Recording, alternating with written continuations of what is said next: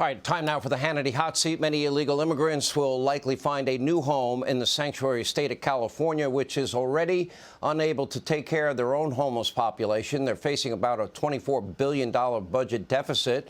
In an interview with FoxNews.com, one local resident from San Francisco described the city's deterioration, including bus stops that have been hijacked by drug dealers, open-air drug markets on the city streets, addicts acting erratically on block after block. So just who's to blame here? Keep in mind, there has not been a Republican mayor of San Francisco since 1964. Here now with reaction, co-host of The Five, Geraldo Rivera.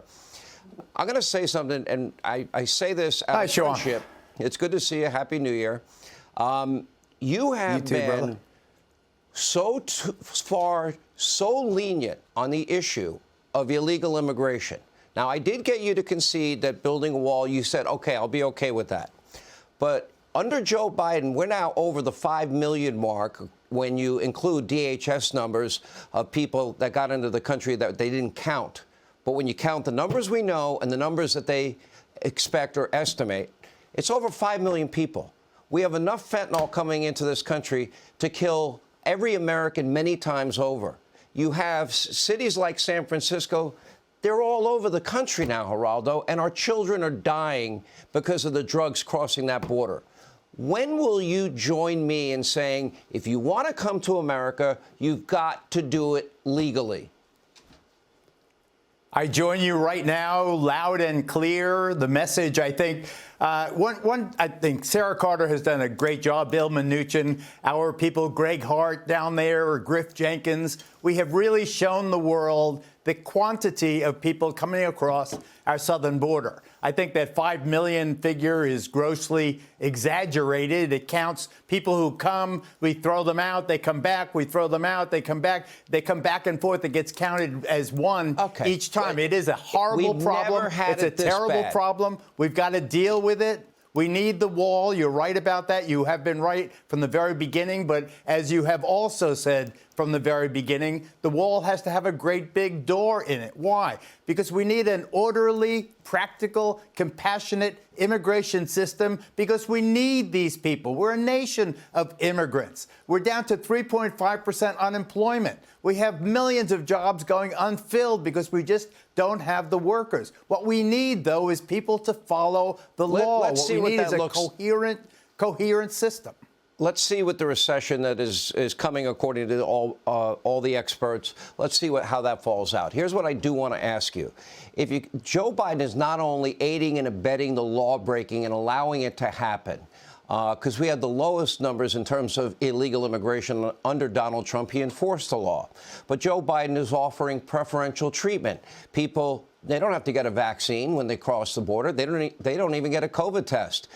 They get a Biden phone often, and they're often, they get free transportation to the city of their choice, Geraldo. Now, why don't we have a system that checks for radical backgrounds and associations, or a system that in the middle of a pandemic checks for their health, or a system that says you got to prove that you can take care of yourself and won't be a burden on the American people? Is that fair?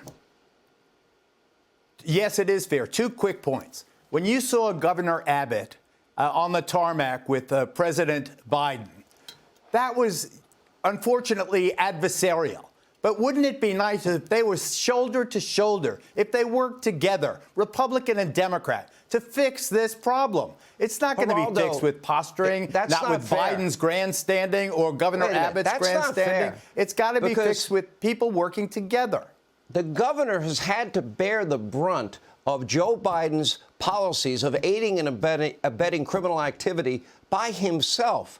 Joe Biden has never been to the border until this weekend, a whopping 4 hours from wheels down to wheels up. And, of course, they clean out the city so he doesn't see the reality of what his policies have caused, Geraldo. I give the governor of Texas, great props for what he did, because it was brave, it was truthful, it was honest, and it was a reality check that clearly Joe needs. Well, and it's all that. And I give him credit for it as well, Sean. But wouldn't it be nice if they sat together and said, OK, this is what we have to do? For example, Governor Abbott says to President Biden, you know, President Biden, you're a nice person. You're a kind person. But your kindness is, in this case, having an opposite ricochet. It's having the wrong impact. You're giving people the false impression that the border is open. No, I like the way Governor Abbott did it. You're $20 billion too late and 2 years too late. And this is what you've done to my state. This is what you're doing to our country. And it is having a dramatic negative impact on cities and states and towns all around the country. And you caused it, and you need to fix it. I prefer that letter. I'll give you the last word. I think that you're talking, one thing we haven't mentioned is fentanyl. Fentanyl is the real horrible difference between years past and now. San Francisco, in the film that you showed of the Tenderloin District, open-air drug mart, 500 fentanyl overdose deaths in the last year alone in that one city. London Breed, the mayor, making that get tough speech, on crime. We're going to clean up the streets. It is a scourge. We have to work together. This is the real test for Kevin McCarthy. This is the real test for bipartisan approaching to the nation's problems. I don't think it's a test at all. But what is the law? The law changes on a weekly basis. The law is the law. And right now the law is we have a process to enter the country illegally. They are entering our country illegally, Geraldo. And we, as a country, are paying a very dear price for it. So did your forebears, Sean. So did my mom's family. No, my four grandparents went through Ellis Island. Wait a minute. They came in legally from Ellis Island, all four grandparents from Ireland. They came in legally. But there is no Ellis Island for these people in the South. Well, you want them to stay, don't you? You want amnesty. In your wall, Sean, put an Ellis Island office in the wall. That's what you want. You want a wall with a big door, as you've always said, where we combine America's needs with the needs of the humanitarian needs, too.